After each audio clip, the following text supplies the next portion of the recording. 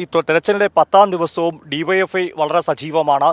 ഷാജർ, അതുപോലെ ഡിവൈഎഫ്ഐയുടെ V K Sanoj, Babu ഉൾപ്പെടെയുള്ളവരുണ്ട്. നമ്മൾ 10ാം ദിവസവും വളരെ സജീവമായി തന്നെയുണ്ട്.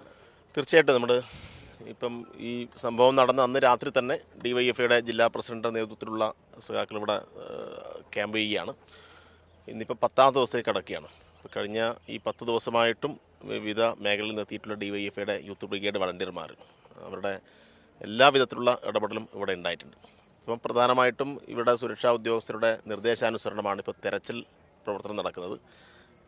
ഇന്നും ഇന്നലെയൊക്കെ ആയിട്ട് അതിൻ്റെ ഭാഗമായിട്ടാണ് പ്രവർത്തനം ഇവിടെ നടന്നുകൊടുക്കുന്നത്.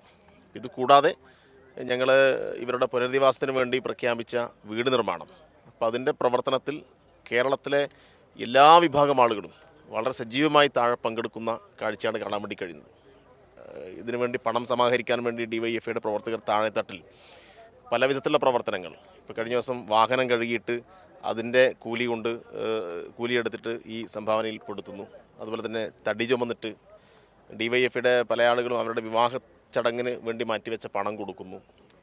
ചെറിയ കുട്ടികൾ അവരുടെ പിറന്നാളിന് കേക്ക് വാങ്ങിക്കാൻ വെച്ച, അവർക്ക് പുതിയ ഡ്രസ്സ് വാങ്ങിക്കാൻ വെച്ച കാശ് മുഴുവൻ എടുത്തിട്ട് ഈ പ്രവർത്തനത്തിൽ കൊടുക്കുന്നു. ഇങ്ങനെ പല വിധത്തിലുള്ള പ്രവർത്തനങ്ങളിൽ കൂടി ഇവരുടെ പുനരധിവാസ പ്രവർത്തനത്തിന് ഡിവൈഎഫ്ഐ പ്രഖ്യാപിച്ച പദ്ധതിയോട് ആളുകൾ ഐക്യദാർഢ്യം പ്രഖ്യാപിക്കുന്ന ഒരു വലിയ അനുഭവമാണ് നമുക്ക് ഉള്ളത്. തീർച്ചയായിട്ടും ഞങ്ങളെക്കൊണ്ട് കഴിയാവുന്ന വിധത്തിലുള്ള പ്രവർത്തനങ്ങളെല്ലാം ഏറ്റെടുത്ത് ഇവരെ പഴയ നിലയിലേക്ക് തിരികെ കൊണ്ടുവരാൻ ആവശ്യമായിട്ടുള്ള പ്രവർത്തനങ്ങൾക്കാണ് ഞങ്ങൾ പൂർണ്ണമായും നേതൃത്വം കൊടുക്കുന്നത്.